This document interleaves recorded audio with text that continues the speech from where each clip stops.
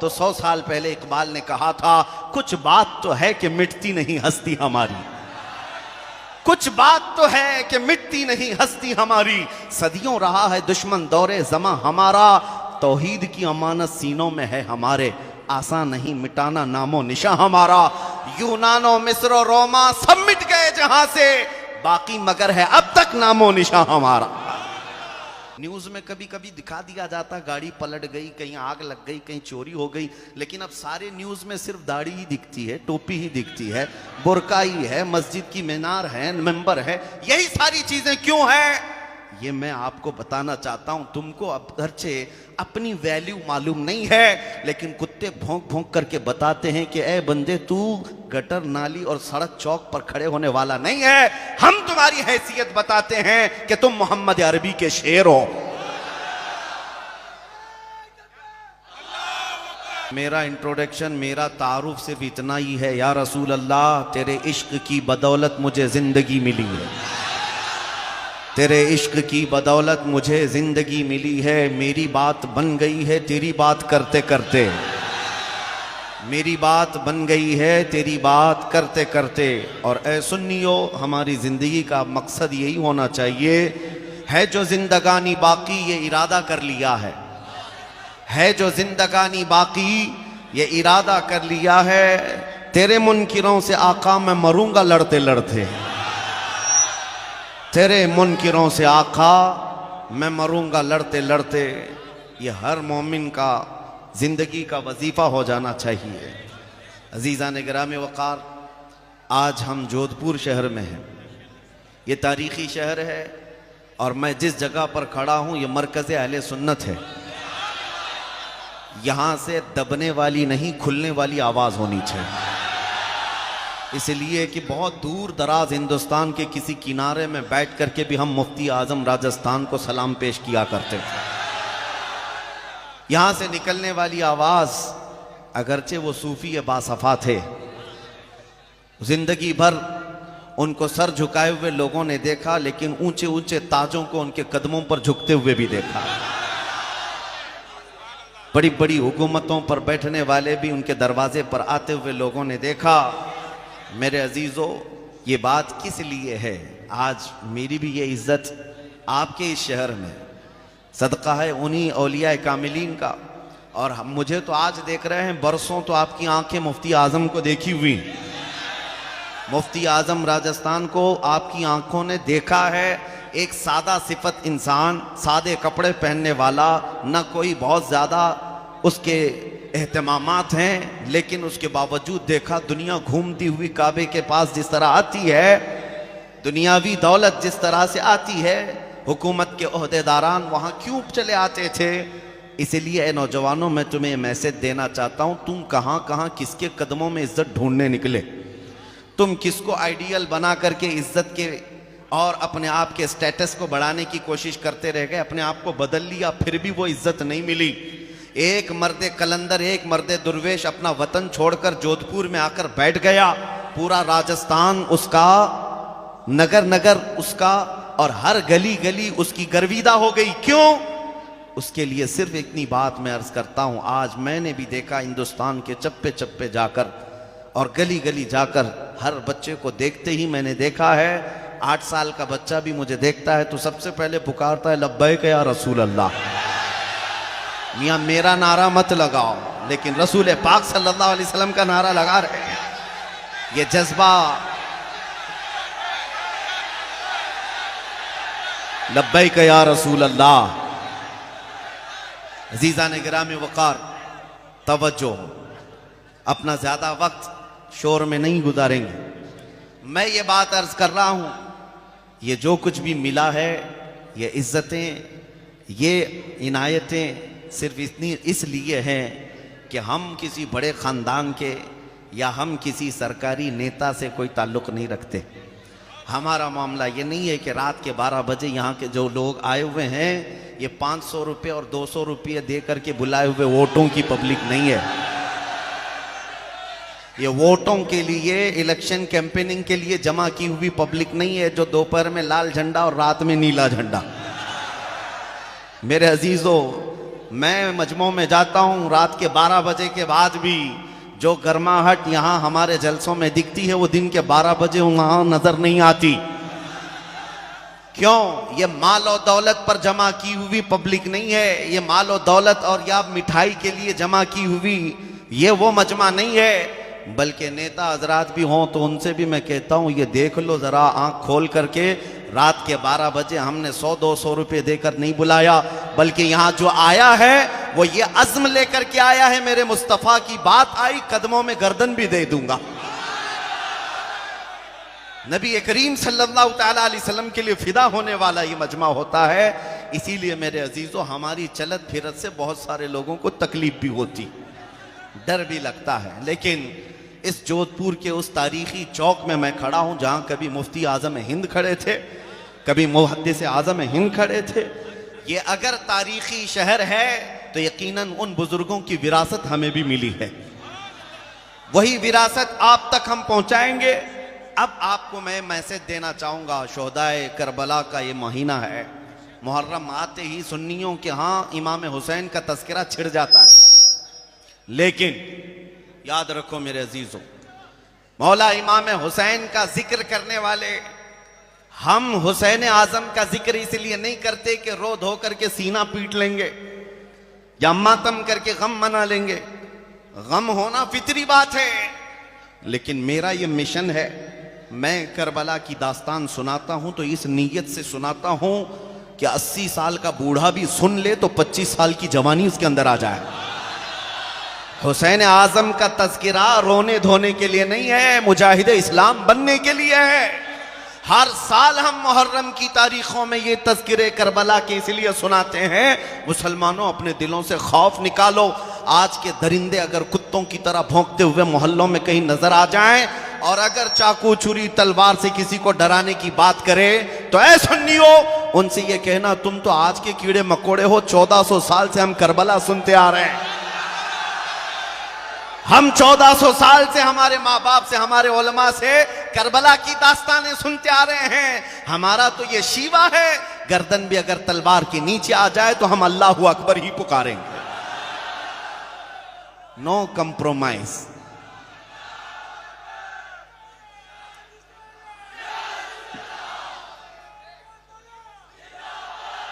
जो मैसेज मुझे देना है वो ये है, अब तवज्जो से सुन लें। अल्लाह कुरान में फरमाता है वजाहिदू फिल्लाहि हक़्क़ जिहादी हुवा जितबाकुम। अल्लाह की राह में जो तुम्हें कोशिश करनी है उसका हक अदा करो। अल्लाह ताला ने तुम्हें चुन लिया है, अल्लाह ने तुम्हें चुन लिया है। और आपको मैं ये बताना चाहूंगा कि तुम्हें ये प्राउड फील होना चाहिए, तुम्हारे अंदर फख्र होना चाहिए कि मैं मुसलमान हूं।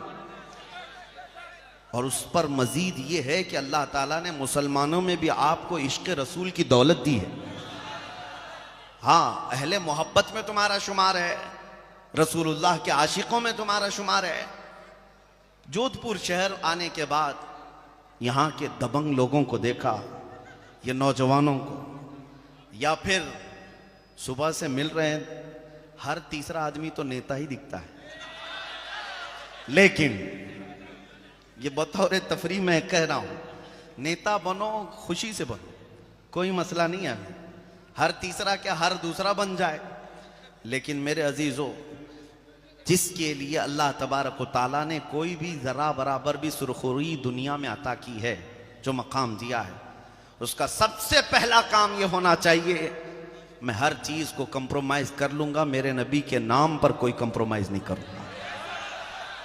मुझे ये बात इसलिए कहनी पड़ी कि कुछ लोगों को ये तकलीफ भी हो जाती है और डर जाते हैं, लब्बैक का नारा लगता है तो सहम जाते हैं।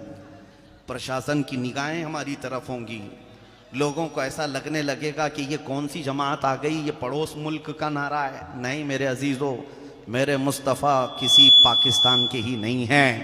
नबी करीम सल्लल्लाहु तआला अलैहि वसल्लम का नाम पूरी कायनात के लिए आबरू है। आबरूए मां सनाम मुस्तफ़ा, मेरे रसूल पाक सल्लल्लाहु अलैहि वसल्लम की मुताल्लिक इकबाल ये कहता है, हम सब की इज्जत और आबरू मुस्तफ़ा के नाम से वाबस्ता। डर और खौफ के साथ हुजूर की बात करने में कभी इस तरह झिझकना नहीं चाहिए, बरेली के इमाम आला हजरत फाज़िल बरेलवी क्या फरमाते हैं, सुनो, खौफ ना रख रजा जरा, तू तो है अब्दे मुस्तफ़ा। खौफ ना रख रजा जरा, तू तो है अब्दे मुस्तफ़ा, तेरे लिए अमान है, तेरे लिए अमान है।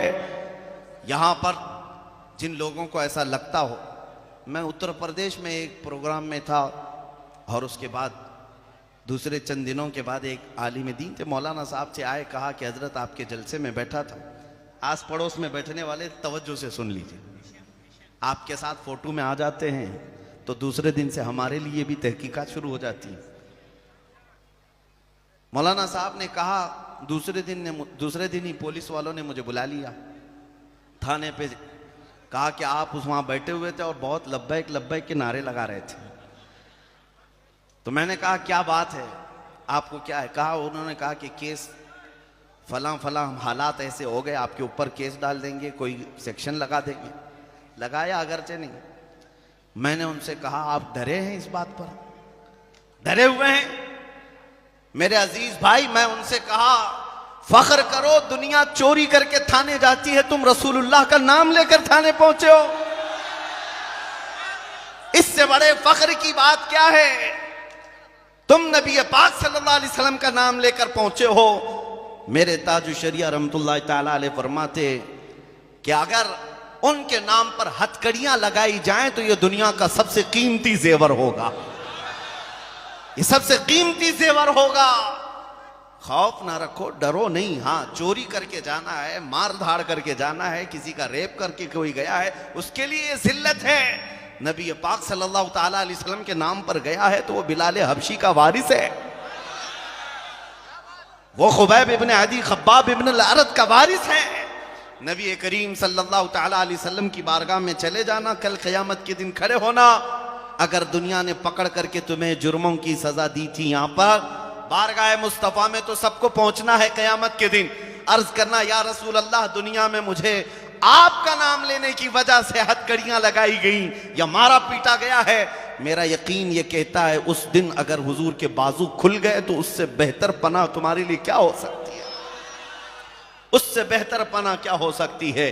खौफ और डर यहां से निकालो। अभी हजरत सैयद मुजफ्फर हुसैन कछोचवी रहमतुल्लाह अलैह का जिक्र हो रहा था, मुझे एक बात याद आती है। उनको अपने ज़माने में कैद में डाल दिया गया था, जेल में बंद कर दिया गया था। तब उन्होंने एक मशहूर शेर लिखा था, मुजफ्फर को मुक़य्यद न समझ ऐसे याद, मुजफ्फर को मुक़य्यद न समझ ऐसे याद, मेरी ये असीरी भी सुन्नत आबाई है। हमारा कैद होना भी हमारे बुजुर्गों की सुन्नत है। इसलिए मैं जहां जाता हूं, नौजवानों के दिलों से मैं खौफ निकालना चाहता हूं, बेखौफ होकर जियो। एक सवाल आपसे करता हूं, दिल पर हाथ रख करके बताना, तुम जिस खुदा की इबादत करते हो वो खुदा सच्चा है या नहीं? तुम्हारा रसूल सच्चा है या नहीं? अल्लाह की किताब कुरान सच्ची है या नहीं? मेरा दीन इस्लाम सच्चा है या नहीं? जब तुम्हारा यकीन इतना है, खुदा सच्चा है, रसूल सच्चा है, कुरान सच्चा है और इस्लाम सच्चा है, जिसका सब सच्चा है, उसे मुजरिमों की तरह नहीं जीना है, सर झुकाकर नहीं, सर उठाकर जीना है। डरे वो जिसका वाबस्तगी, जिसकी वाबस्तगी किसी मुजरिम कौम से है, तुम्हारा ताल्लुक मुजरिम कौम से नहीं। आज हमारे अंदर डर किस लिए आया है पता है? ये दज्जाली मीडिया, जो ठगी मीडिया है, इनको सुन सुन करके ये रोज सुबह से शाम तक 100 मरतबा आतंकवादी की तस्बीह जो पढ़ते रहते हैं, और दाढ़ी वाले, टोपी वाले, सबको दिखा दिखा कर खौफ डालना चाहते हैं तुम्हारे दिलों में, और तुम ये महसूस करने लग जाओ कि कहीं ऐसा तो नहीं है, जितने बोल रहे हैं ऐसे तो नहीं है हमारी जमात में। इनके भौंकने से कोई शेर जो है कुत्ता नहीं बनता। एक बात याद रखो, तुम्हारी निस्बत मुस्तफ़ा करीम सल्लल्लाहु ताला अलैहि वसल्लम से है, उनकी तरफ तवज्जो न करना। मैं एक बात आपसे पूछता हूं, अकल का इस्तेमाल करो मेरे अजीज, अकल का इस्तेमाल करो। इस मुल्क में हमारी तादाद 14%, जो कानूनी एतबार से, ऑफिशियल एतबार से बताई जाती है, कितनी? 14%। और फिर इनके हालात के लिए जो सचर कमेटी, श्री कृष्णा रिपोर्ट, ये सब जो जजेस हैं, इनको लगा करके 5-5, 10-10 साल सर्वे करवाया गया, मुसलमानों के हालात क्या हैं। उन्होंने रिपोर्ट में लिखा है कि मुसलमानों के हालात दलित समाज से भी ज़्यादा गए गुजरे, ये बहुत बैकवर्ड हैं। इनके यहाँ एजुकेशन नहीं है, इनके यहाँ अखलाक नहीं है, इनके यहाँ सफाई नहीं है, इनके यहाँ मालदारी नहीं है, ज़्यादा डिपार्टमेंट में इनके ओहदे नहीं हैं, ये लोग ज़्यादा तौर पर न फौज में हैं न पढ़े लिखे हुए हैं, ये सब रिपोर्ट में लिखा हुआ है। मैं कहता हूँ तुम्हारी रिपोर्ट ये कहती है ये सब बिखरी हुई कौम है, टूटी हुई कौम है, और फिर उसके बाद हम तादाद में बहुत कम हैं, ये बात तो मानते हैं, लेकिन 24 घंटे मीडिया में हम क्यों हैं? मियां जो टूटी हुई कौम है, बिखरी हुई कौम है, जो बैकवर्ड है, हर मीडिया में ऐसा है कि हमारा नाम लिए बगैर तो दुकान भी नहीं चलती, बल्कि इलेक्शन के मुद्दों में हॉट मुद्दा भी तो हम ही बनते हैं। क्यों? मैं आपको ये कोई लतीफा नहीं सुना रहा हूं, अकल का इस्तेमाल करो। जो छोटी कौम जिसको ये बार बार कहते हैं बैकवर्ड है, बैकवर्ड है, बैकवर्ड है, मैं पूछता हूं फिर ये हम क्यों जीनत बनते हैं? सारे मुद्दे तुम्हारे यहां, पहले तो न्यूज में कभी कभी दिखा दिया जाता गाड़ी पलट गई, कहीं आग लग गई, कहीं चोरी हो गई, लेकिन अब सारे न्यूज में सिर्फ दाढ़ी ही दिखती है, टोपी ही दिखती है, बुर्का ही है, मस्जिद की मीनार है, मेंबर है, यही सारी चीजें क्यों है? ये मैं आपको बताना चाहता हूं। तुमको अब अगरचे अपनी वैल्यू मालूम नहीं है, लेकिन कुत्ते भौंक भौंक करके बताते हैं कि ए बंदे तू गटर नाली और सड़क चौक पर खड़े होने वाला नहीं है। हम तुम्हारी हैसियत बताते हैं कि तुम मोहम्मद अरबी के शेर हो।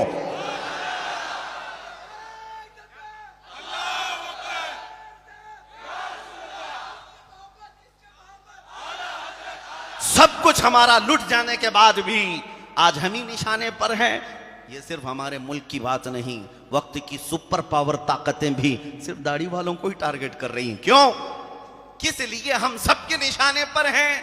बिखरी हुई कौम, टूटी हुई कौम, हमारा कोई ढंग का कायद नहीं मिलता, सब क़यादत खत्म हो गई, सियासत खत्म हो गई, हुकूमत खत्म हो गई, फिर भी क्यों निशाने पर हैं? इसको इकबाल से अगर सुनना हो तो 100 साल पहले इकबाल ने कहा था, कुछ बात तो है कि मिटती नहीं हस्ती हमारी, कुछ बात तो है कि मिटती नहीं हस्ती हमारी, सदियों रहा है दुश्मन दौरे ज़मा हमारा, तौहीद की अमानत सीनों में है हमारे, आसान नहीं मिटाना नामो निशा हमारा, यूनानो मिस्र रोमा सब मिट गए जहां से, बाकी मगर है अब तक नामो निशा हमारा। यह है कोई तो ताकत जो तुम्हारे सीने में मौजूद है, ये तुम्हें बार बार एहसास दिला रहे हैं अभी तुम मरे नहीं हो, अभी तुम जिंदा हो। अगर मरी हुई कौम होती तो तुम मुद्दा कभी नहीं बनते, अभी तुम मुद्दा बने हुए हो तो इसका मतलब है जिंदगी की शुआएं अभी तुम्हारे अंदर मौजूद है। लेकिन एक बात मैं आपको बता दूं, दुनिया को किस बात का खौफ है, डर किस बात का है?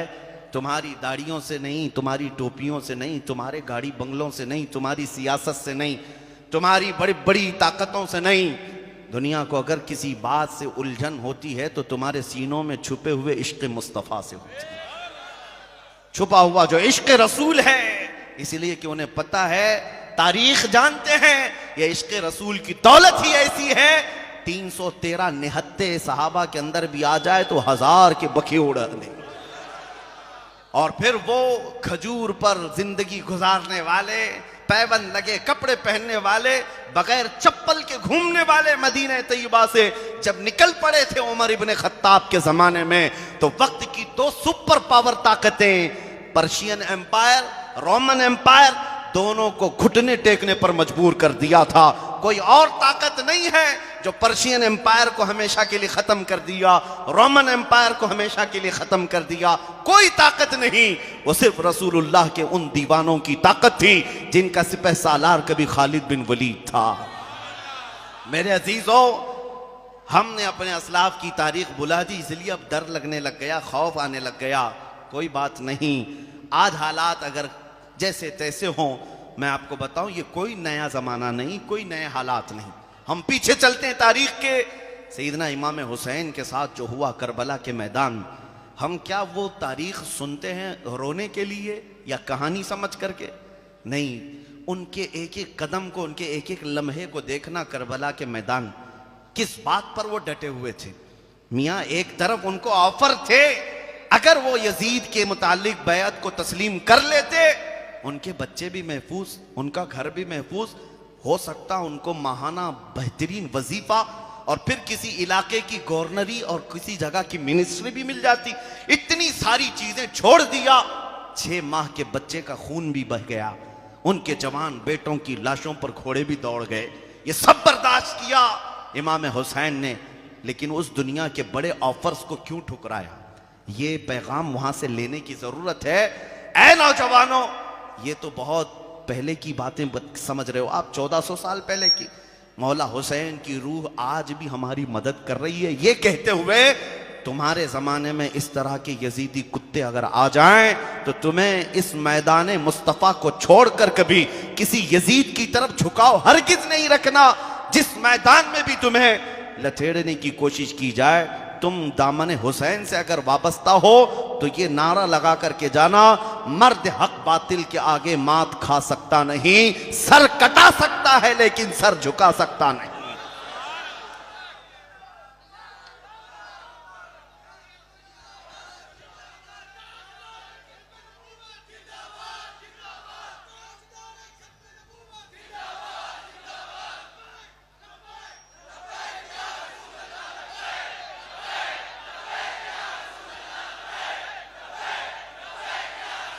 अभी कल ही की बात मैं अर्ज करूं, हमारे इलाके में एक रिक्शे वाले थे, उन्होंने आकर के सवाल किया कि हज़रत हालात बड़े ख़राब हैं, क्या टोपी पहनना दाढ़ी रखना ज़रूरी है? मसलहतों के एतबार से हम भी कॉमन आदमी बन करके रहे। मैं उन सेकुलर लोगों को कहता हूँ जो ज़्यादा सेकुलर बनने की कोशिश करते हैं, उनका हाल क्या होता है। मैंने उनसे कहा, आप डर के मारे ये कह रहे हैं कि अगर मेरी टोपी होगी दाढ़ी होगी तो कहीं मॉब लिंचिंग ना हो जाए, मर ना जाऊं। मैंने कहा, आप ये लिख करके दे दें कि ये सब हटाने से दुनिया तुम्हें कभी नहीं छुएगी और इजराइल अलैहिस्सलाम कभी तुम्हारे पास नहीं आएंगे, लिख के दे सकते हो? कहा नहीं, मौत तो आनी ही है, मौत तो कभी भी आएगी। मैंने कहा है नादान, जब पता है मौत तो आनी है तो इश्क़ मुस्तफ़ा और सुन्नत मुस्तफ़ा में आ जाए तो क्या बड़ी बात, कौन सी दिक्कत की बात है। जब मरना ही है तो हुजूर पाक सल्लल्लाहु ताला अलैहि वसल्लम के अखलाक लेकर के जाएं। जब दुनिया से जाने का वक्त हो तो मेरे अजीजों, दुनिया भी जनाजा उठाने में फख्र महसूस करें। आज जिन हालात से हम खौफजदा हैं, डरे हुए हैं, उन लोगों को चाहिए वो करबला की दास्तानें ज़रूर सुने, लेकिन सिर्फ रोने के लिए नहीं, अज़्म व इस्तिक़लाल को पैदा करना है, इस्तिक़ामत को पैदा करना है। अभी वो हालात इस तरह नहीं है कि आज कौन है जो तुम्हारी गर्दनों पर तलवार रख करके खड़ा है कि तुम नमाज नहीं पढ़ सकते, मस्जिद में नहीं जा सकते। इतनी हिम्मत किसी की नहीं है। तुम्हारे लिए आज़ादी है, तुमने अपने हाथों से ये सारी चीज़ें बर्बाद कर रखी हैं। मस्जिदों को तुमने खुद वीरान कर रखा है, कुरान को तुमने खुद छूना बंद कर दिया है, इस्लाम को खुद हमने अपने घरों से निकाल कर रखा है। अपनी बेटियों पर, अपनी बहुओं पर, अपनी औरतों पर हम इस्लाम को क्यों नहीं पसंद करते? जब इस्लाम जिंदाबाद का नारा लगाते हैं तो इस्लाम तो हमें हमारे घरों में भी अच्छा लगना चाहिए। शादियों के महलों में तो इस्लाम गायब हो जाता है, इस्लाम तो सिर्फ मस्जिदों में दिखता है। तो मस्जिदों में इस्लाम को बाकी रख दिया और बाकी तुम्हारी शादियों में, वलीमों में और दूसरे तकरीबात में तो कहीं नजर नहीं आता। औरतें बेपर्दा, मर्द नाच गाने पर मसरूफ हैं। क्या ये इस्लाम है? हमने अपने हाथों से अगर इसको कमजोर करना शुरू किया तो दूसरों पर ब्लेम डाल करके क्या मतलब है? हालात जो खराब होते हैं, इसीलिए कहा है कि खुद किसी कौम की शौकत पर उस वक्त तक जवाल नहीं आता जब तक उसकी खुद की कुव्वत फिक्र फना नहीं हो जाती। कुव्वत फिक्र अमल पहले फना होती है जब किसी कौम की शौकत पे जवाल आता है। आपने ये अगर अज़्म कर लिया कि इन हालात में मुझे नबी पाक के अखलाक को जिंदा करना है तो एक बशारत सुन करके जाओ। नबी रहमत सल्लल्लाहु ताला अलैहि वसल्लम फरमाते हैं, मन तमस्सक बिसुन्नती इंद फसाद उम्मती फलहु अजरु मिअति शहीदिन। जो ऐसे फसाद के वक्त जहां रसूलुल्लाह की सुन्नतें खत्म करने की बात की जा रही हो, उस जमाने में अगर किसी ने मेरी एक सुन्नत को जिंदा किया, मेरे आका फरमाते हैं अल्लाह उसे 100 शहीदों का सवाब अता करेगा। नौजवानों, आज तो इस बात का आज़म करना चाहिए, इस बात का आज़म करना चाहिए कि मुझे मेरे नबी की सुन्नतों को जिंदा करके जाना है। हुजूर अकरम सल्लल्लाहु ताला अलैहि वसल्लम के अखलाक का इह्या करना है। अगर तुम नहीं हुजूर के तर्जुमान बनते तो फिर दूसरों से क्या तवक्को रखते हो? आज हुजूर अकरम सल्लल्लाहु ताला अलैहि वसल्लम तक जो उंगलियां उठ गई, उसकी वजह क्या है?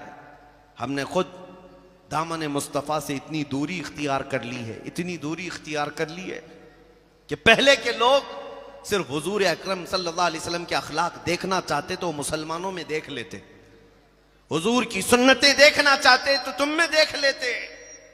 एक एग्जाम्पल मैं आपको बता दूं, तुम्हारा अमल आज भी दुनिया में इनकलाब ला सकता है। तुम्हारा अमल, और हमारी कौम किस बात के इंतजार में, आसमान से अभी मदद आ जाना चाहिए, आसमान से फरिश्ते उतर जाएं, जमीन से कोई ताकत आ जाए जो गैब से तुम्हारी मदद करे। तुम कुछ नहीं करना चाहते, तुम कुछ नहीं बदलना चाहते। आसमान से मदद कब आती है पता है?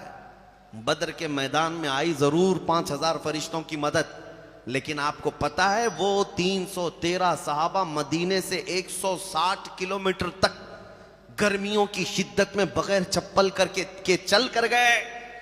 रेत की जमीन पर आज अगर आप 2 मिनट खड़े हो जाएं, पैरों में आबले पड़ जाएंगे, पैरों के अंदर तुम्हारे छाले पड़ जाएंगे। वो रसूल पाक के सहाबा थे, बगैर किसी छत के साए के 150 किलोमीटर तक चलते रहे। वो भी रमजान का महीना था, 17 रमजानुल मुबारक की तारीख है। उन्होंने तो जिगर निकाल कर रख दिया मेरे आका के कदमों में। अंसार सहाबा हुजूर के, मदीने के, हुजूर ने जब तकरीर की कि यहां से जो जाना चाहे वो जा सकता है, तुम्हारा क्या मशवरा है? अंसार सहाबा में से एक सहाबी खड़े होकर कहते हैं, या रसूल अल्लाह सल्लल्लाहु अलैहि वसल्लम, हम तो मदीने से चलकर बदर तक आ गए, जो 150 किलोमीटर का फासला है। यमन की राजधानी सनआ जो 1500 किलोमीटर दूर है मदीने से। वो सहाबी कहते हैं, आका अगर आप यमन के सनआ तक भी हमें इस तरह चलाएं, हम पीछे मुड़कर कभी नहीं देखेंगे, हमारे सामने अल्लाह का रसूल है। ये आज़म था उनका, ये इस्तिकामत थी। उन्होंने तो जिगर निकाल कर रख दिया था। तब अल्लाह की मदद आई, तब 5000 फरिश्ते उतरे, और हम घरों में बैठ करके गाने सुनते रहे, सीरियल और टीवी देखते रहे, और रोजाना ये इंतजार करते रहे अल्लाह की मदद कब आएगी। अल्लाह की मदद आएगी, तुम खुद अपने अंदर से इनकलाब पैदा करो। तुम्हारा एक अमल लोगों के अंदर इनकलाब ला सकता है, ये मेरा यकीन है, मेरा यकीन है मेरे अजीज। आज से 2 साल पहले जुनूब हिंद से लॉकडाउन का जमाना था, जब एक कुत्ता भौंक रहा था हुजूर की शान में, नबी पाक सल्लल्लाहु ताला अलैहि वसल्लम की तौहीन कर रहा था, और उसकी तौहीन को कोई मुसलमान नहीं बर्दाश्त कर सकता, कोई नहीं बर्दाश्त कर सकता। जाहिर सी बात है, मेरी खुद की रात की नींदें उड़ी हुई थी। चंद नौजवान रोते हुए आए थे, कहा कि ये सुन नहीं सकते हम। कहा मेरे भी सुनने के काबिल नहीं, इससे पहले कि हम मर जाते हुजूर के लिए ऐसे अल्फाज सुन रहे हैं। फिर जज्बात थे, हमने ललकार करके उससे कहा, जितनी बातें कह रहे हो अगर ये हकीकत है तो हम डिबेट नहीं करेंगे, आओ मैदान में उतर करके देखते, मैदान में उतर करके देखते। ये वाकया आपको पता होगा, 2 साल पहले, साल गुजर गए, 2 साल गुजर गए, कुत्ते का कोई नामो निशान नहीं, खत्म हो गए। भौंकने वालों को साइड लगा दिया गया, जो भी हालात हुए। हम तो पहुंचे थे दिल्ली की जामा मस्जिद भी, जिसको ये शक था कि जाएंगे कि नहीं जाएंगे, हम तन्हा पहुंचे थे। मैं आपको बताऊं, यही लिबास है मेरा। एक चीज मैं बताऊं, हमारे जाने से पहले 1 रात पहले पूरी सिक्योरिटी लगा दी गई, किसी गेट से ये मस्जिद के अंदर ना आए। लेकिन जुमा के वक्त 12:30 बजे ऐन जुमा की अजान के बाद मैं अंदर दाखिल हुआ, मेरे आगे पीछे सारे लोगों की चेकिंग हो रही थी, मेरी कोई नहीं हुई। हम तो पहली सफ में जाकर बैठ गए थे जुमा के बाद, उसके बाद थाने वाले लेकिन मैं ये सिर्फ तजुर्बा बता रहा हूं आपको, हुजूर के लिए अगर खड़े हो तो अल्लाह की मदद कैसे होती। 12 घंटे तक बिठाया, और कुछ लोगों की तफ्तीशात हो रही थी कंटिन्यू। उन्होंने पूछा किस टाइम पे आप अंदर गए थे? कहा 12:20 पर। कहा क्या ऐसे ही लिबास पहन के गए थे? कहा आप तो वहां से सीधे यहां लेकर क्या रहे? एक दूसरे का वो मुंह देख रहे थे। कहा हम तो ड्यूटी पर तैनात थे लेकिन हमने देखा नहीं। हम लोगों को एक दिन पहले फोटो भी भेजी गई थी और रोकने के लिए कहा भी गया था। हमने कहा आपको फोटो भी भेज दी गई, रोकने के लिए कहा गया। मैं चोरी करने तो नहीं आया था, चोरी करने तो नहीं आया था, मैं मेरे मुस्तफा की इज्जत के लिए आया था। सुनो, आज तुम्हारी नजरों में बच गए होंगे या तुम्हें नजर नहीं आए होंगे, हमारा तो अकीदा ये है कयामत का मैदान भी होगा, ढूंढा ही करें सदरे कयामत के सिपाही, ढूंढा ही करें सदरे कयामत के सिपाही, वो किसको मिले जो तेरे दामन में छुपा हो।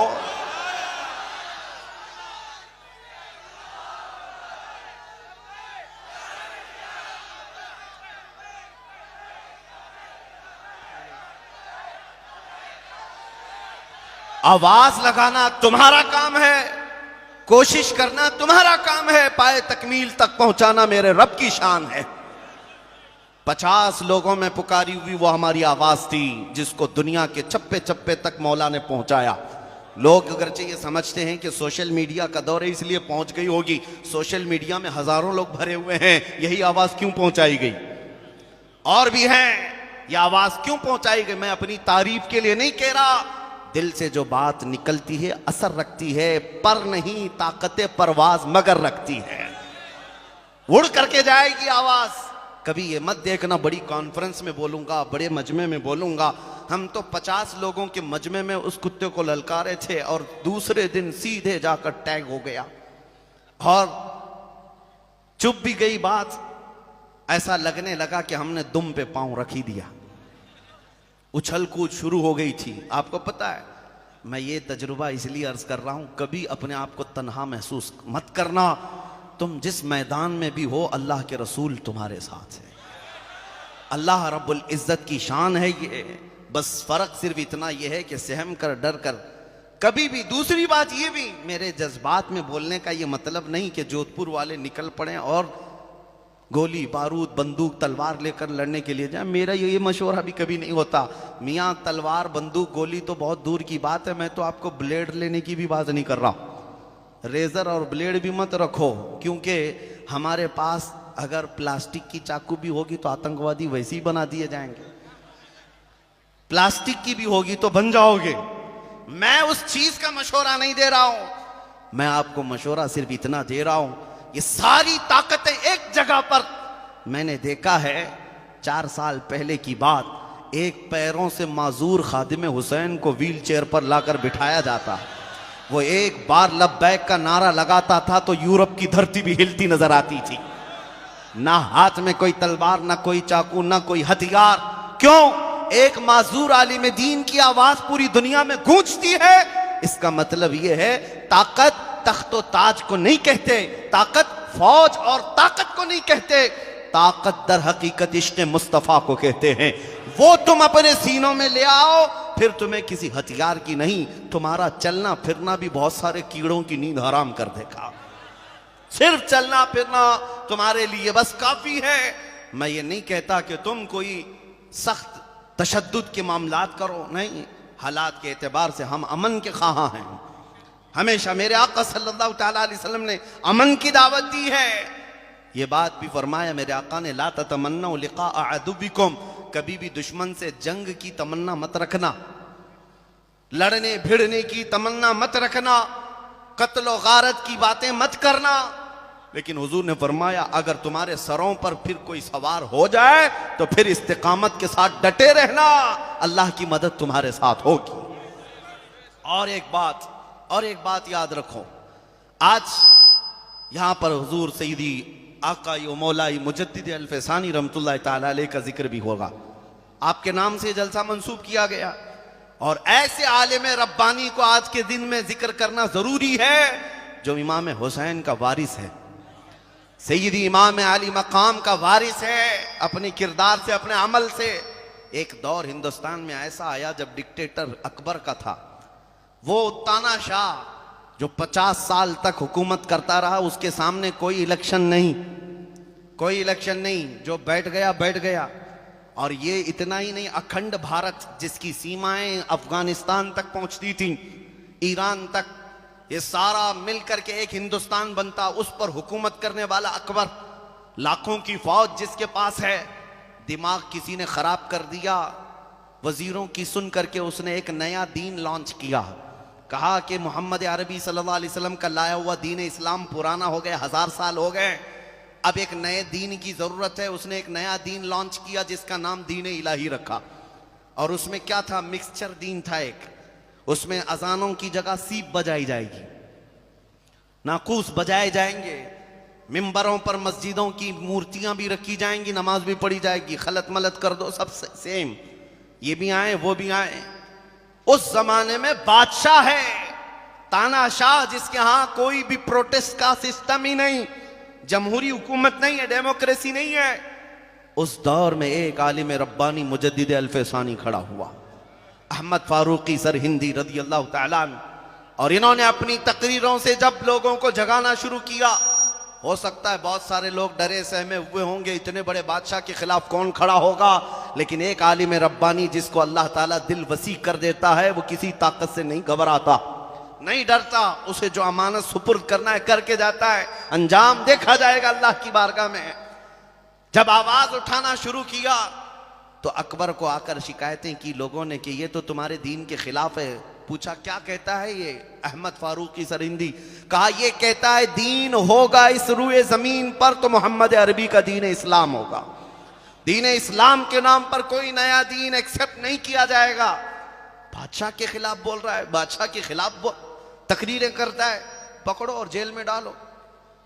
मारा तो नहीं, वहां पर फांसी तो नहीं दी, लेकिन जेल में डाल दिया गया, ग्वालियर की जेल में। मुजद्दिद अल्फसानी रहमतुल्लाह अलैह को 8 साल तक कैद रखा गया था। 8 साल तक उस आलिम रब्बानी को कैद और बंद की सोहबतें उठानी पड़ी। लेकिन जानते हो इस जमाने में अकबर तो मर गया, बेटा जहांगीर तख्त पर फाइज हुआ।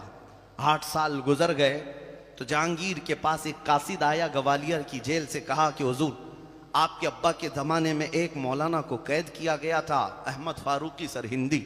कहा किस लिए? कहा वो दीन इलाही का मुखालिफ था, आपके अब्बा का लॉन्च किया हुआ नया दीन इसका मुखालिफ था, इसलिए उसको जेल में डाला गया। कहा अब क्या हुआ?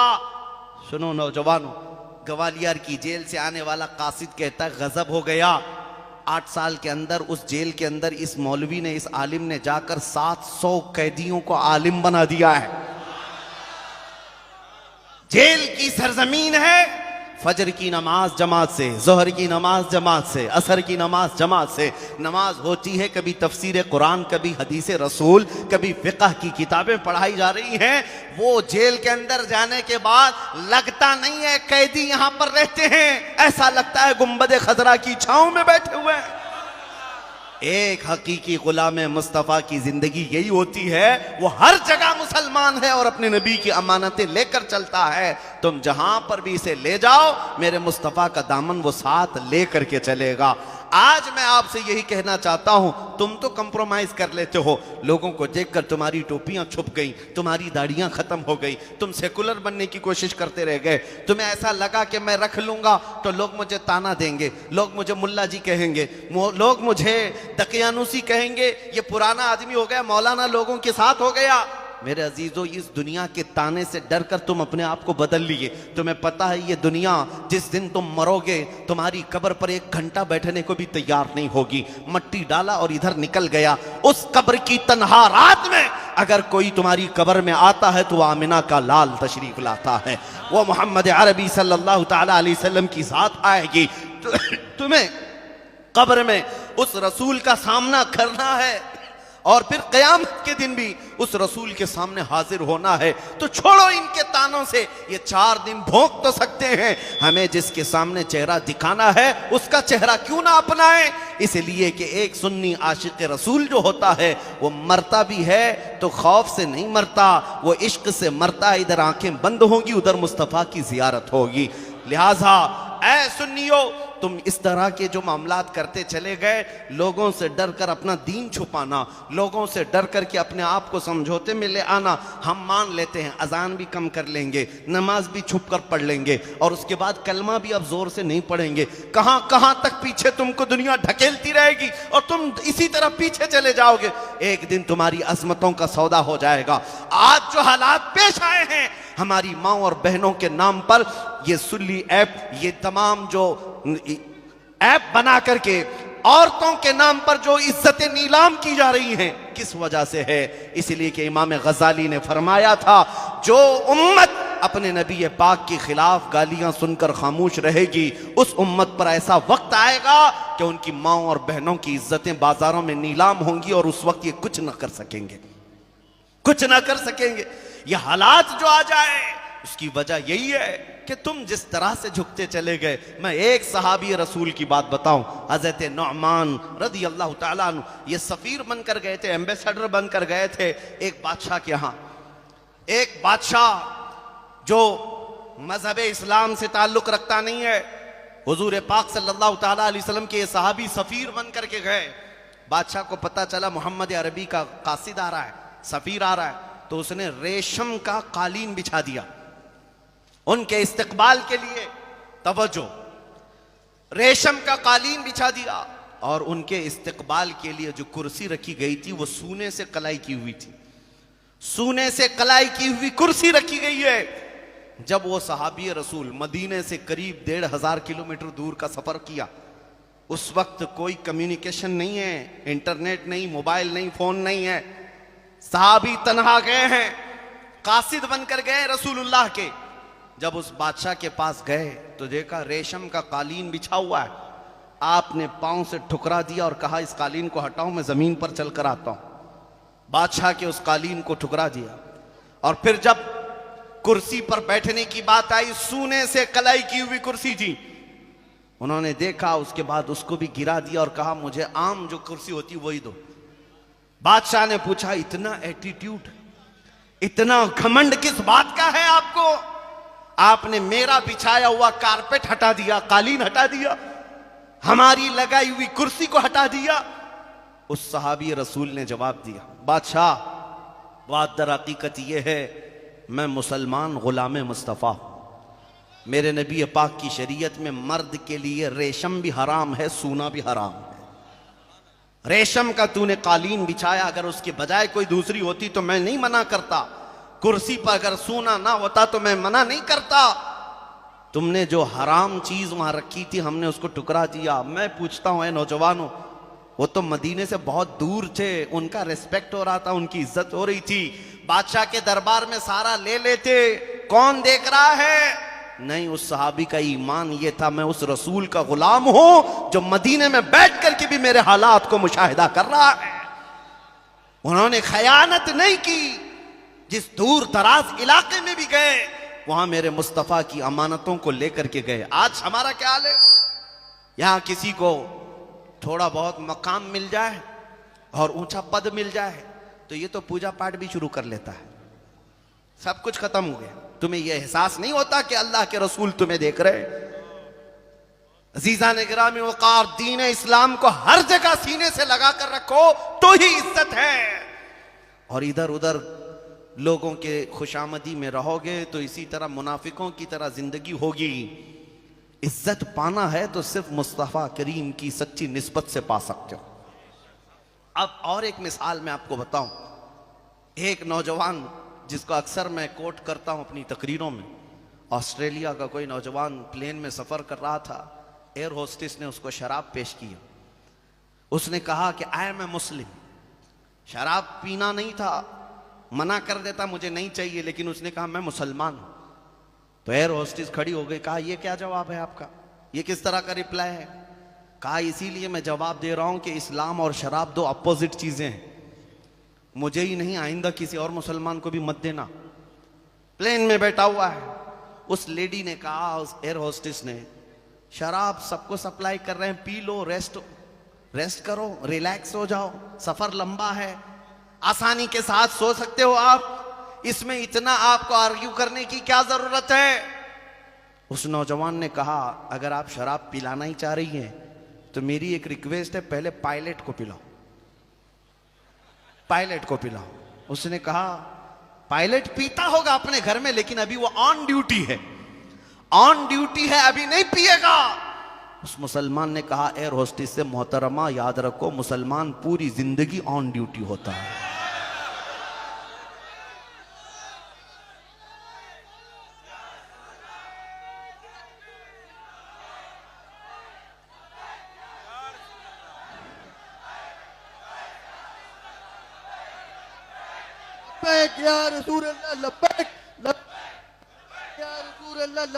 तवज्जो, मुसलमान पूरी जिंदगी ऑन ड्यूटी होता है।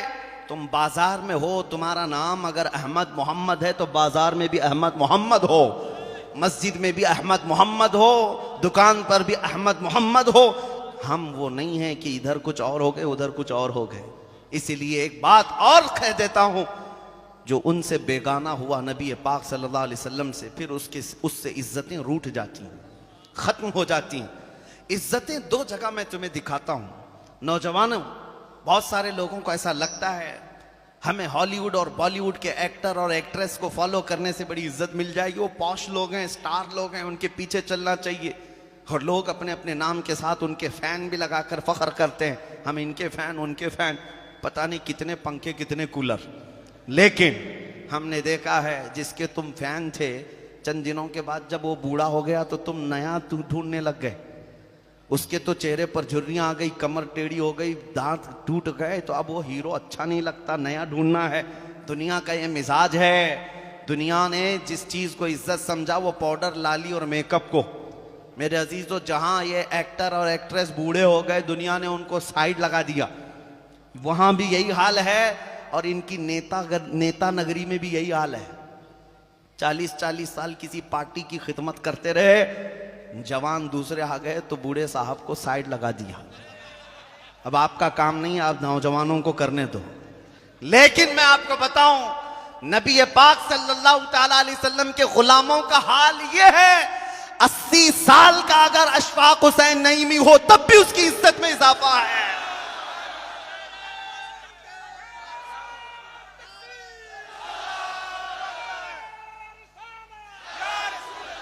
यहां पर बुढ़ापा इज्जत खत्म नहीं करता।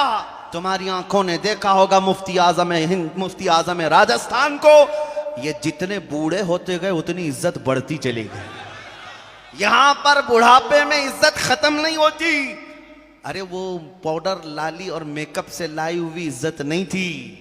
हाँ, वहां पर सिर्फ गाजे की इज्जत है, जहां पर तुम्हारे चेहरे झुर्रियों में तब्दील हो गए, दुनिया नया हीरो ढूंढती है। लेकिन मैंने मुर्शिद गिरामी हुजूर ताजुश शरिया को देखा है, जिन आंखों ने उन्हें देखा होगा, 75 साल की उम्र है, लेकिन ला करके बिठा दो और एक तरफ 1 लाख बड़े बड़े ब्यूटी लोगों को ला करके, खूबसूरत लोगों को लाकर बिठा दो, दुनिया उनकी तरफ नहीं देखती, इस वारिसे उलूम आला हजरत की तरफ बगैर टकटकी बांधे देखती रहती है, बगैर पलक झपकाए देखती रहती है। क्यों? इस बुढ़ापे में भी इनकी ये इज्जत है कि ये जितने बूढ़े हो गए उतने खूबसूरत भी लगते हैं, उतने खूबसूरत भी लगते हैं। इसलिए मैं कहता हूं, इज्जत जो मिलती है वो पाउडर, लाली और मेकअप से नहीं, इज्जत जो मिलती है वो दामन मुस्तफा से छन करके आती है। आज फिर मैं फख्र से ये कहता हूं, आज हमें भी जो मिला है वो सिर्फ इतना है, ये नाज, ये अंदाज हमारे नहीं होते, झोली में अगर टुकड़े तुम्हारे नहीं होते, जब तक के मदीने से इशारे नहीं होते, रोशन मेरी किस्मत के सितारे नहीं होते। ऐ सुन्नियों, तुम्हें पैगाम ये है, बेदाम ही बिक जाए ये बाजार नबी में, बेदाम ही बिक जाए ये बाजार नबी में, इस शान के सौदे में खसारे नहीं होते। जो वहां का गुलाम हुआ उसकी इज्जतें बढ़ती चली गई।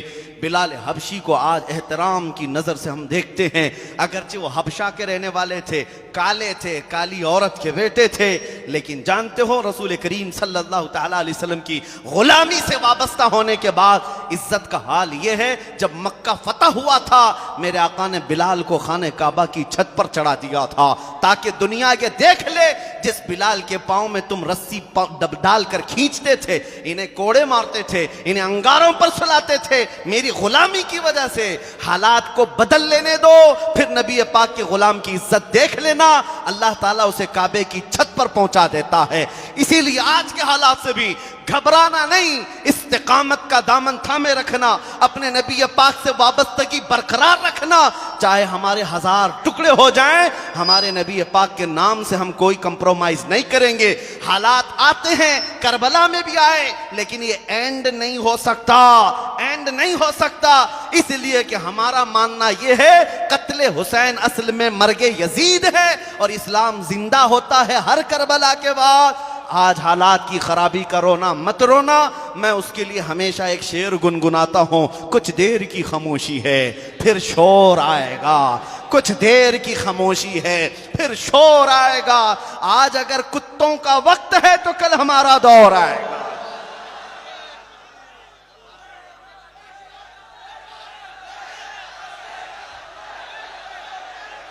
बात सिर्फ इतनी है नौजवानों, मैं अभी इख्तिताम की तरफ आ रहा हूं। बात सिर्फ इतनी है, उनके जो हम गुलाम थे, खल्क के पेशवा रहे, उनसे फिरे जहां फिरा फिर आई कमी वकार में।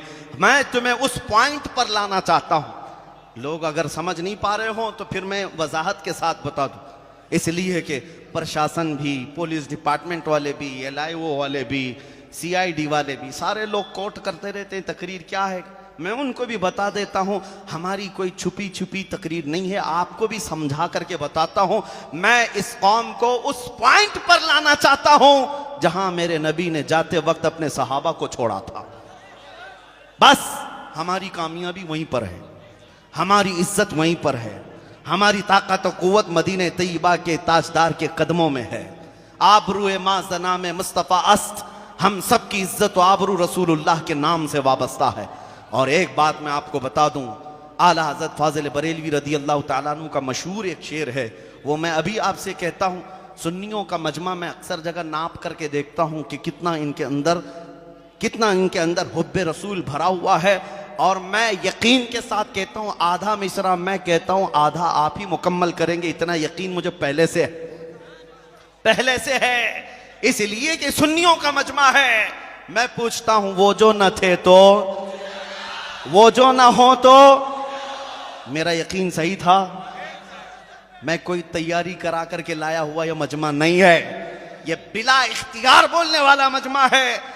क्योंकि हमने बचपन से आंखें उस घर में खोली हैं जहां मुअज्जिन अशहदु अन्ना मुहम्मद रसूलुल्लाह कहता है तो हमको ऑर्डर नहीं दिया जाता, हमारी उंगलियां खुद ही उठ जाती हैं, लबों से लगकर आंखों को चूम लेती हैं। हमारे अंगूठे चूम करके हम आंखों से लगाते हैं। ऑर्डर कौन देता है हमें? कोई कहता है आपको कि हुजूर का नाम आए तो चूमो चूमो? नहीं, उधर मुअज्जिन पुकारा, हमारी उंगलियां खुद उठती हैं, लबों तक खुद जाती हैं। ये इस बात की अलामत है अभी तुम्हारे सीनों में हुजूर के लिए प्यार भरा हुआ, अभी उनके लिए शमा जल रही है। उसी लौ को थोड़ी तेज करने की जरूरत है। अगर ये हुजूर की मोहब्बत अमल में भी आ गई तो क्या कहने मेरे अजीजों, इनकलाब आ जाएगा, इनकलाब आ जाएगा। आज मैं उस पॉइंट पर लाकर आपको ले जाना चाहता हूं। आज ये अज़्म करेंगे इस जलसे से उठने के बाद, मुझे ये नहीं कहना है इतना चंदा करना उतना चंदा करना। मैं तो अक्सर मजमों में सिर्फ इतना कहता हूं, 4 जवान भी खड़े होकर ये अहद कर लें कि जीऊंगा तो आज के बाद मेरे मुस्तफ़ा की शरीयत पर जीऊंगा। 4 भी अगर ये अहद कर लें, हमारा जलसा वसूल हो गया, हमारे लिए काफी है। इसलिए कि इनकलाब बहुत सारे लोगों से नहीं आता, अल्लाह के शेरों से आता है। हाँ, हमें क्वांटिटी की नहीं क्वालिटी की जरूरत है। बस एक मर्तबा वो नौजवान तैयार हो जाएं जो ये अहद करें कि आज से ना मैं गाने सुनूंगा ना बाजेगा, और आज से ना मैं नशा की तरफ देखूंगा और ना ही नशा करने दूंगा। करेंगे इंशाअल्लाह अज़ीज़। इसलिए कि जिस कौम में नशा आ गया वो नबी पाक सल्लल्लाहु अलैहि वसल्लम की रहमतों से दूर हो गई। जो गाने सुनते सुनते रात भर सोते हैं, उनके लिए हदीस में मिलता है कि गाना कसरत से सुनने वाला जिना की तरफ जाता है और उसके अंदर मुनाफिकत आती है, मुनाफिक बन सकता है कसरत से गाने सुनने वाला। ये तुम्हारे लिए नहीं है, बल्कि आज के बाद जाओ अपने बच्चों की तरबियत यूं करो, बेटे को बुलाओ और कहो बेटा दुनिया छोड़ दे, हमारा अज़्म आज से ये होना चाहिए मैं सो जाऊं या मुस्तफ़ा कहते कहते, खुले आंख सल्ले अला कहते कहते हमारा ये तौर तरीका हो जाए। फिर देखना जो बच्चा इस तरह के माहौल में तरबियत पाकर जवान बनता है, दुनिया फिर उससे खौफजदा हो ही जाती है, क्योंकि उसे पता चलता है कि अब इनके मजमों में सलाहुद्दीन पैदा हो रहा है, अब इनके मजमों में खालिद बिन वलीद का वारिस आ रहा है। खालिद बिन वलीद, सलाहुद्दीन, ये उन्हीं घरों में पले हुए हैं जहां उनकी माओं ने दूध के साथ इश्क रसूल पिलाया था। आज जरूरत इसी बात की है, आओ हम अहद करते हैं। जो नौजवान ये कहते हैं अभी तो जवानी है, हमें जी लेने दो, लाइफ को एंजॉय करने दो, अभी तो हमें इंटरनेट के इन गेमों में रात गुजारने दो, मेरे अजीजों तुम्हारी जिंदगी बड़ी शॉर्ट है। तुम अपनी लाइफ को अपनी मर्जी से जीने के लिए नहीं आए हो, तुम्हारी जिंदगी खुद तुम्हारी हाथ में नहीं है। अगर सुनना है ये तुम्हारी जिंदगी किसके लिए है, ताजुश शरिया कहते हैं जिंदगी ये नहीं किसी की किसी के लिए, जिंदगी है नबी की नबी के लिए। अरे ना समझ मरते हैं जिंदगी के लिए, जीना मरना है सब कुछ, जीना मरना है सब कुछ नबी के लिए। और उनके दादा आला हजरत फाजिल बरेलवी क्या कहते हैं, जीने का तरीका ये बना करके चलो ए नौजवानों, बारगाह मुस्तफ़ा में यूं अर्ज करना, दुनिया अगरचे अपने मतलब के लिए जीती है, ये मेरा है, वो उसका है, ये इसका है, एक आशिक रसूल की जिंदगी ये होनी चाहिए, या रसूल अल्लाह दहन में जुबान तुम्हारे लिए, बदन में है जान तुम्हारे लिए, हम आए यहां और उठे भी वहां, मेरा अपना कुछ नहीं या रसूल अल्लाह, जमीनो जमा तुम्हारे लिए, मकीनो मकान तुम्हारे लिए, चुनीनो चुना तुम्हारे लिए, बने दो जहां तुम्हारे लिए। अरे दुनिया तो दुनिया है, आखिरत में भी या रसूल अल्लाह, सबा वो चले के बाग फले, वो फूल खिले के दिन हो भले, लिबा के तले सना में खुले हम सबकी जुबान, लिबा के तले सना में खुले रजा की जुबान। रसूल पाक सल्लल्लाहु ताला अलैहि वसल्लम के लिए है। मैं जो शेर आपसे आधा पूछा था, वो जो न थे तो, वो जो न हो तो, ये यकीन है ना आपको, अगर वो ना हो हमारी जिंदगी में तो कुछ नहीं है। हमारी इज्जतें उस रसूल से वाबस्ता है, हमारी नमाजें, हमारी अजानें उस रसूल के नाम के बगैर कंप्लीट नहीं हो सकती। कोई अजान मेरे नबी के नाम को निकाल कर मुकम्मल हो सकती है, अजान भी वो जो ना हो तो, नमाज भी कंप्लीट नहीं होगी जब तक मेरे नबी को सलाम नहीं करोगे, नमाज भी वो जो ना हो तो। अरे मियाँ हमारी हर तकरीब में वो जो ना हो तो, दुनिया में आपने महसूस कर लिया, कब्र में चले जाओ, मुनकर नकीर आएंगे, पूछेंगे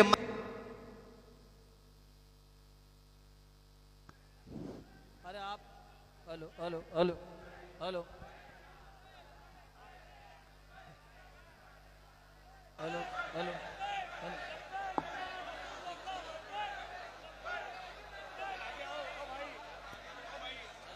तवज्जो,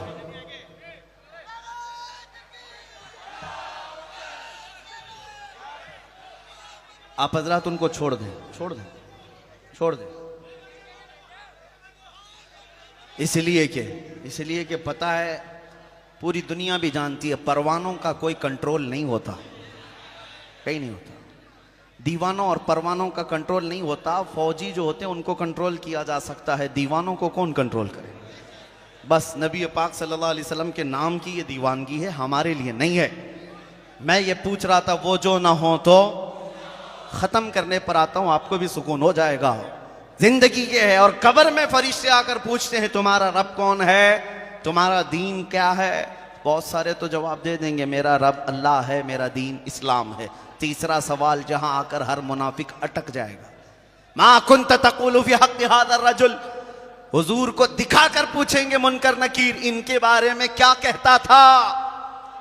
और जो मुनाफिक होगा कहेगा हा हा ला अदरी, मैं तो नहीं जानता, लेकिन आशिक रसूल कहेगा यही तो वो हैं जिनकी सुबह शाम सलाम पढ़ता था।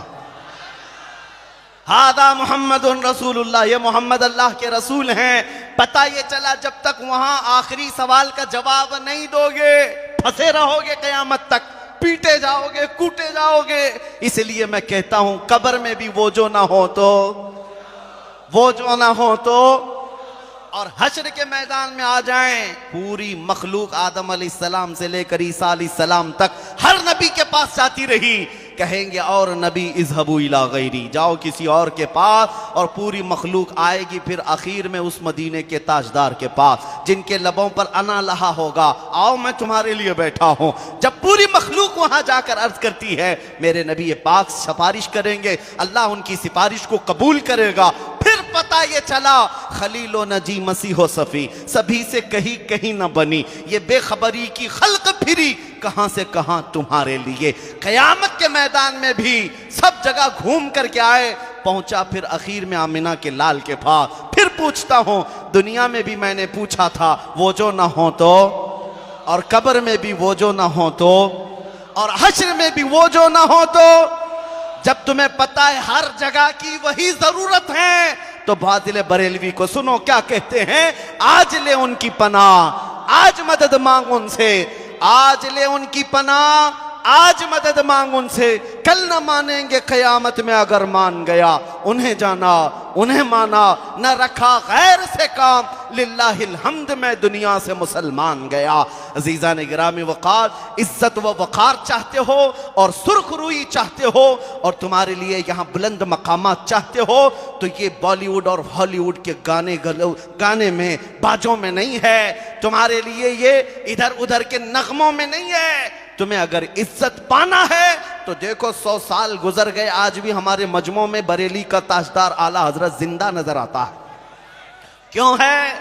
क्यों है हर मजमे की रौनक, हर जलसे की जीनत क्यों है? इसलिए कि उस मर्द कलंदर ने जिंदगी भर किसी और की नहीं गाई, जब तक उनकी जुबान चलती रही मदीने वाले के गुन गाते थे। इसलिए जो रसूल का होता है मौला उसके कलाम को भी बचाता है और उसके नाम को भी बचाता है। अगर आज चाहते हो सुरखरुई मिले, इज्जत मिले, तो ये आज तय करके निकलना है, मुझे ऐरे गैरे नत्थु खेरे की तारीफ नहीं करना है, उसकी जूतियां इसकी जूतियां उठा करके नहीं घूमना है, किसी की जय विजय क्यों पुकारे, क्या गरज हमको, हमें काफी है सैयद अपना नारा या रसूल अल्लाह। हम ये अज़्म करके उठेंगे, इज्जत पाना है तो फिर ये कहना होगा सबसे आला वो औला हमारा नबी, सबसे बाला वो वाला। बुझ गई जिसके आगे सभी मशालें, शम्मा वो लेकर आया हमारा नबी। खल्क से औलिया, औलिया से रसूल और रसूलों से आला हमारा नबी। जिनके तलवों का धुआं है आबे हयात, है वो जाने मसीहा हमारा नबी। सब चमक वाले उजलों में चमका किए, अंधे शीशों में चमका।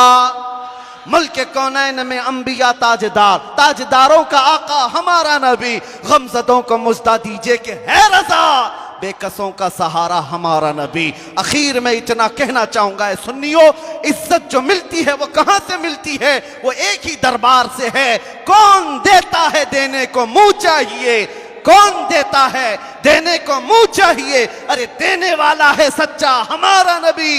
लब्बैक या रसूल अल्लाह, लब्बैक या रसूल अल्लाह, लब्बैक या रसूल अल्लाह।